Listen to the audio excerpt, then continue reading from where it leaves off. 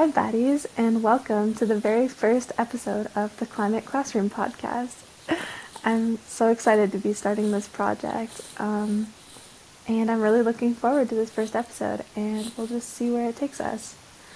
So, just to start with some brief introductions for those of you who aren't familiar with the three of us. My name is Aspen. I'm a senior at Summit High School in Bend, Oregon. A little bit about me: I'm really passionate about the environment and climate justice, and just the many societal injustices that come with climate change. There's a lot of communities out there that are unfairly affected by the effects of climate change, and it's something I care really deeply about and something that I hope to make a change in the world in the future. As for my personal life, I just love spending time outside. Pretty much every summer you can find me camping somewhere in the Pacific Northwest or going on a hike somewhere. In the winter, I love skiing. I got a season pass this year at Bachelor, and I've been going up like every single weekend. Gosh, you're so lucky. Those things are so expensive. I know they're so much cheaper for minors though, which is really I nice. know. I'm not ready to be an adult and have to pay like full price for ski passes. Oh my god. Guys, I've never been skiing before. Actually, Okay, I mean, Yeah, that's fair. actually. I'm learning how to snowboard this year, so I hope that I don't like break every bone in my body, but we'll see. oh my goodness, I'm not brave enough for snowboarding. I'm horrified, actually. It's okay. I believe in you. Thank you. Um, and yeah, that's pretty much about me. Some of my other hobbies are art. I really like reading. I play the guitar. I play also in a marimba band in Bend, Oregon, which some of you might have heard before. We're called Isivana, and we play at the farmers market. Little shameless self plug if you want to go check out our Instagram. That's actually so cool. Wait, I had no idea that Yeah, you played in a marimba band. really? That's super It is cool. cool. Yeah, I could make an entire podcast just about my experience with that. Not gonna lie. Who knows? Maybe we'll... You should make our intro song. Oh my gosh, Should our wait, we intro should. be a marimba song? Yes, it should be. And I Yes. think maybe we should have a whole episode dedicated to marimba. We could just like take a little break from like climate justice and just do marimba for one whole Yeah, episode. screw the climate. Let's just talk about music, honestly. Exactly. Yeah, who needs the climate when you have music? Let's change our podcast category. But that's pretty much everything that you need to know about me, really. Sarah can introduce herself now. Okay. My name is Sarah. I am a senior at Bend Senior High School. I use she, they pronouns. I'm a lot less cool than Aspen. I don't have some Not cool like true. underground marimba band. I am the captain of the Ultimate Frisbee team at Bend High. Ultimate plug. You guys should all play Ultimate. Ultimate is an incredible sport. Boo. Okay. Well, Amara is just a hater. Me and Aspen actually play Ultimate together in the fall. Um, and let's see, other things about me. I am the vice president of my school's NHS club. We do a lot of cool community service projects. Most notably, we do donations for our school's Sparrow. I'm not sure if y'all have Sparrow, but in Bend we do at least. Yeah, we do. Okay, cool. We do Gosh, I too. wonder if it's like an Oregon-wide thing, but I don't know, because I have friends in California who don't know what Sparrow is, but that's, Really? yeah, I I don't know. feel It's like we've always done been it like every year. Yeah, we've done it every single year since like fourth grade. A little more about me. In the summers, you'll find me at Camp Tamarack. I am a camp counselor. I don't really know. Oh, I am a Girl Scout. If you want Girl Scout cookies, hit me up. This is my last year. I've been doing Girl Scouts for like 9 years now. And no, it's not all about like sewing and like, I don't know, like girly activities. Like, I actually do cool stuff. Everyone always thinks that like all my badges are like baking and like sewing and like embroidery. And I'm like, I mean, no, I do not to diss those things, but not to what diss else those do you things at guys all, do? but like everyone always just thinks like, that I don't have like survival skills or like I don't know, cool things. Very subtle Uh, misogyny there. okay, maybe, maybe a little bit.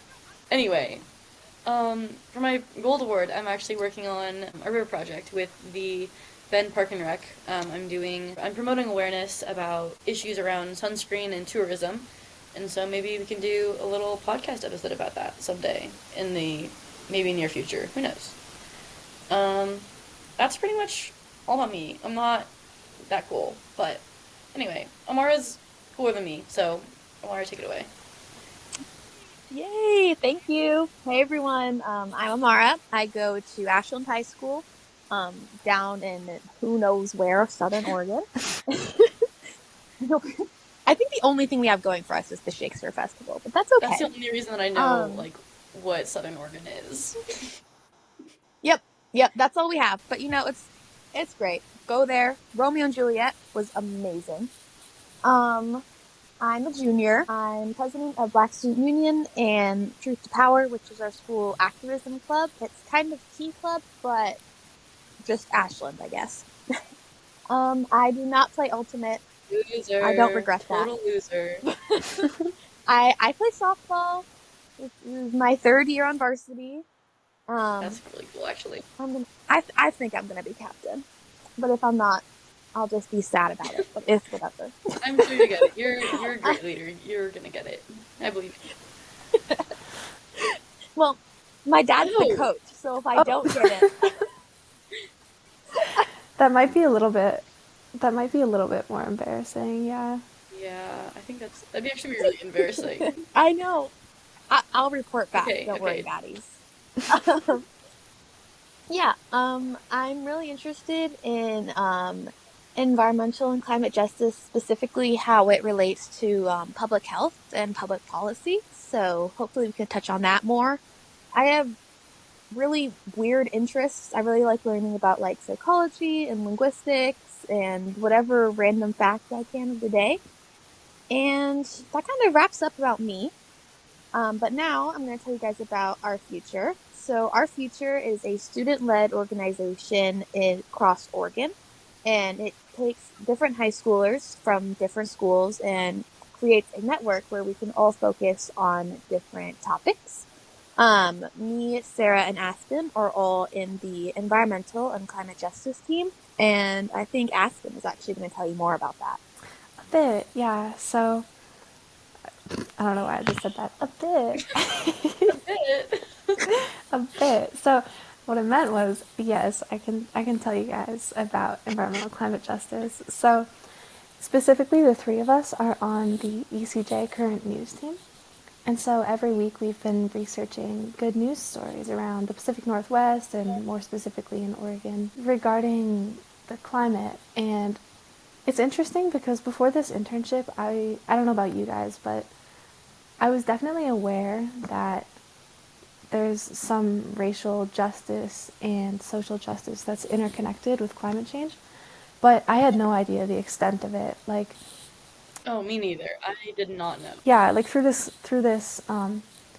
internship, we've talked about all of these different like intersections between social justice and racial justice, and how like centuries of slavery and colonialism they still have very real and current impacts in the world.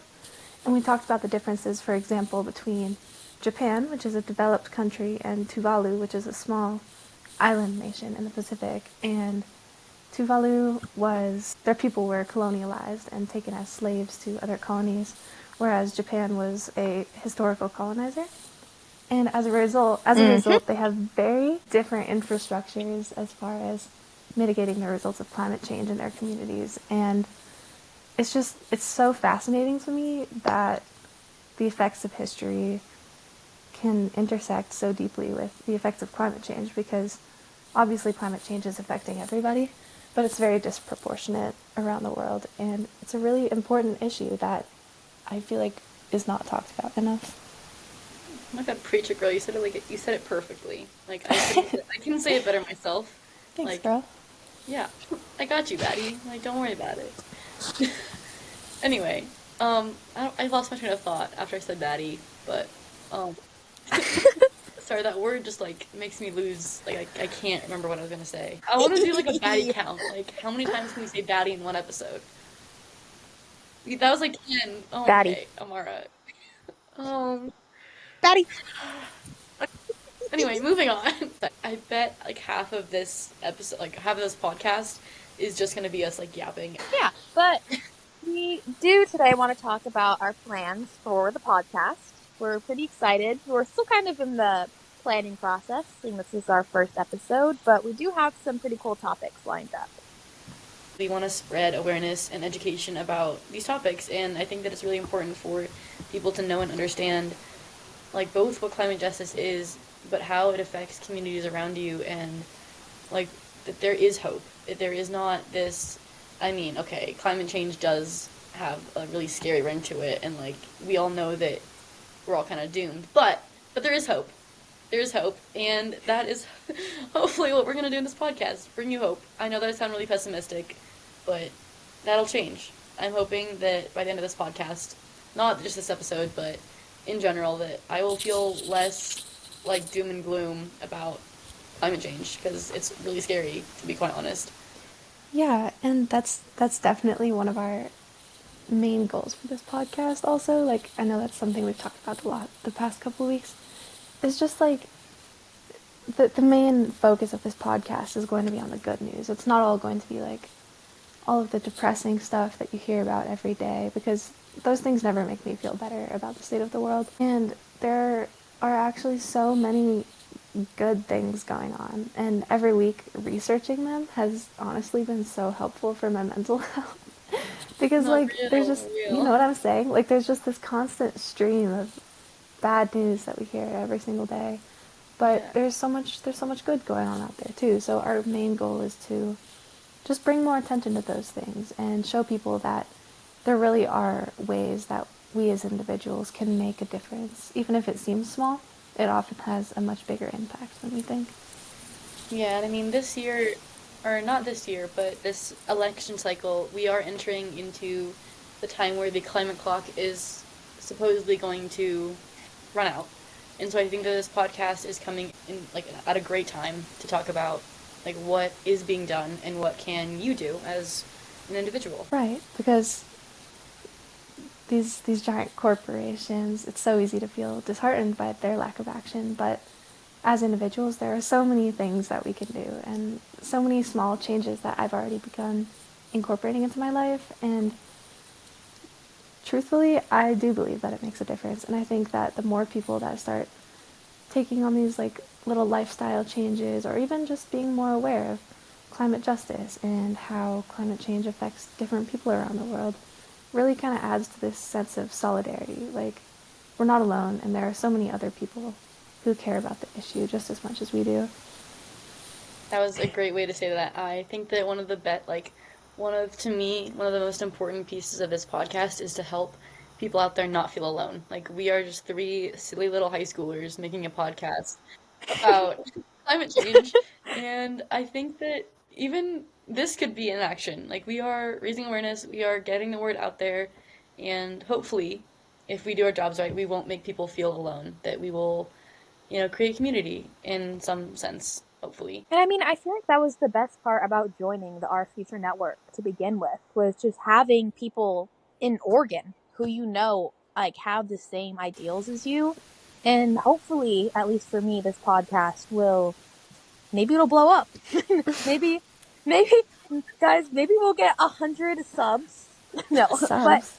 Is that what they're called? I don't know. Subscribers? I don't know. I think. Followers? Yeah. Listeners? Sure.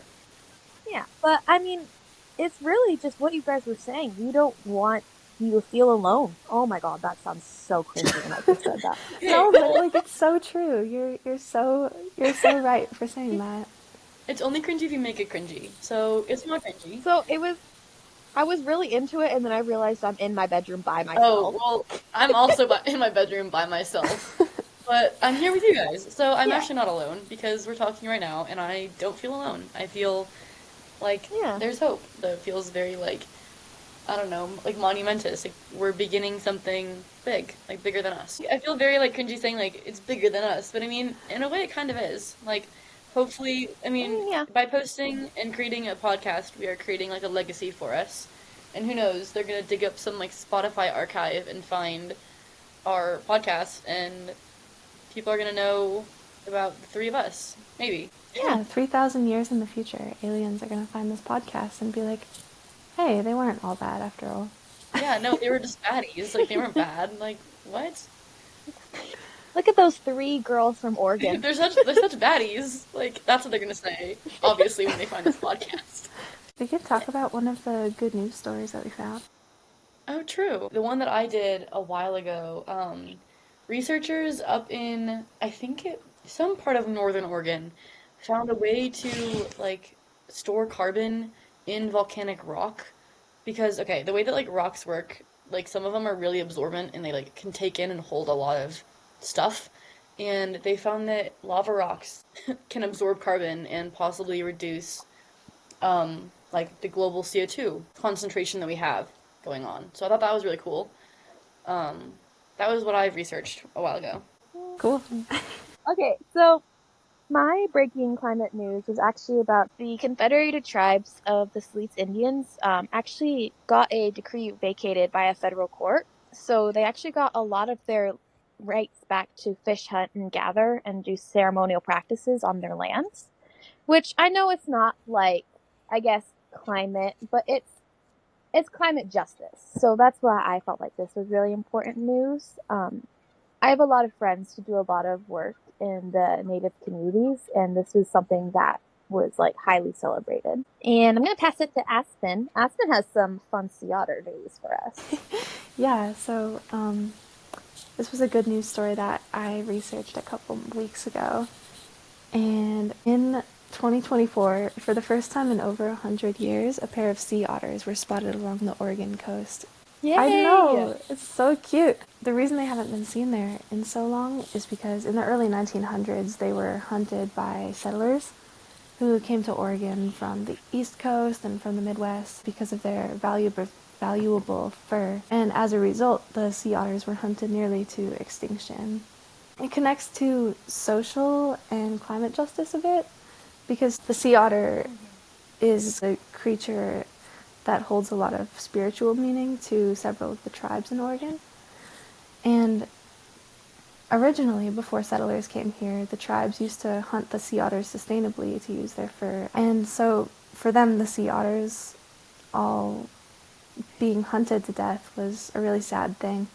So anyways, the fact that they were spotted for the first time in over 100 years is really exciting for both the indigenous communities here, but also for marine biologists and researchers, because sea otters play a really vital role in the ecosystem along the Oregon coastline, since they eat the purple sea urchins that destroy the kelp forests, and so the otters keep those under control. And so marine biologists and all of the local tribes are working together to reintroduce the sea otters. I feel like I've been talking for too long about this, but I just find it to be a very cute story. So that was my piece of good news. No, you're passionate. Yeah. That like the end part about how it impacts like the literally everything reminds me of the reintroduction of wolves into Yellowstone, and how like the wolves are like hunted to death, and then like the elk population got like out of control, and literally any shrub or like grass was stomped on until like it just like was dry, and then after they came back like everything kind of rebalanced. And so I hope that maybe a few years down the line when more sea otters come in that everything kind of becomes more balanced. I hope so, yeah. And they've actually, that's interesting that you brought up the wolves, because I was looking at that while I was looking for information on the sea otter story. Yeah, and they've done all these studies the past few decades as the wolves have been gradually reintroduced. And already the ecosystem restoration has just been like amazing. Like skyrocketing. That's awesome. Even the rivers have changed. Like they've changed locations because of like less erosion, less like elk crossing over, or however river formations work. But I saw this documentary about how like the actual landscape of Yellowstone has changed since wolves came back. That's so cool. Oh, that's awesome. Literally. Here, Amara, what were you gonna say? I forgot. We didn't mention the no more styrofoam. Oh my gosh! Oregon. Yeah, that's incredible. Like we don't have styrofoam in Oregon anymore, and I know that that's a good thing. But like, can you explain like what the actual implication of that is? Well, I mean, I believe it was talking about packaging too, like no more selling or packaging things in styrofoam, which styrofoam is so bad for the environment. Like, there's no reason. for us to use styrofoam as much as we do. So that's a huge win for us, I feel Yeah, like. that's awesome. In Bend, I'm not sure how it is in Ashland, but we have like our recycling system or just like overall like landfill management is low key awful. So, I think that no styrofoam is a really important step for at least Bend, and hopefully Oregon as a whole. Ashland's kind of ahead of like other places in the Rogue Valley. Like there are no plastic straws already. Like Wow, Oh fancy. wow. which I I'm so appreciative of that, but also I hate paper Oh straws. my gosh, no, I hate paper Dude, straws because they always like. I actually have I keep a metal straw in my car, but I always I always bite down on it because I'm used to like plastic or paper straws, and then my teeth hurt and I can't Oh. bite it, and so I need to find like those like cookie straws that are like edible. I need some of those. Oh I yeah. had No, because I always feel like such a bad environmentalist because I hate I hate plastic straws, but I hate paper straws. okay, you're not a bad environmentalist. You're great. You just have your own personal preferences, and that's okay. you just hate the sea turtles, Mara. Oh yeah, I want to kill the sea turtles. You know, you know that's actually like a complete myth. They like I'm sure there have been instances of sea turtles choking on plastic straws. Yeah, it's more like plastic bags and like the little beer, like the six pack. Like, Exactly, the yeah, six those packs. things. I mean, I know that like turtles have swallowed straws before, but I don't. Yeah. I mean, it is a big issue, but I don't think it's like as big of an issue as people think.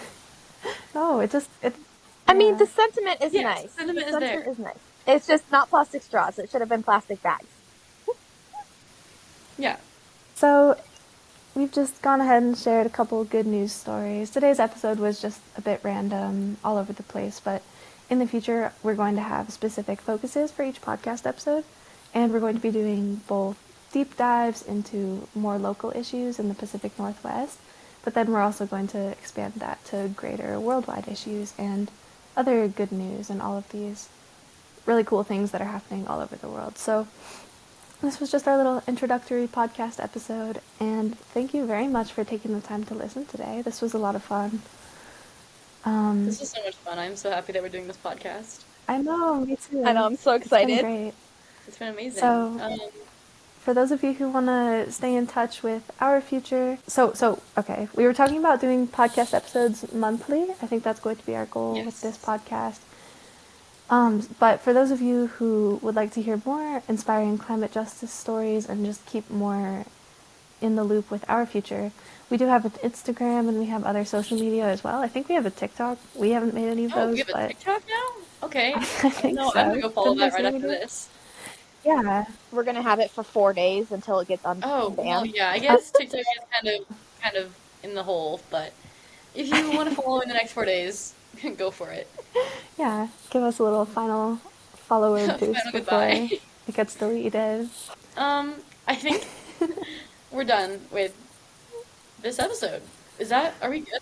Alrighty. Oh, All right, I think that pretty much wraps up our first episode. Class is dismissed.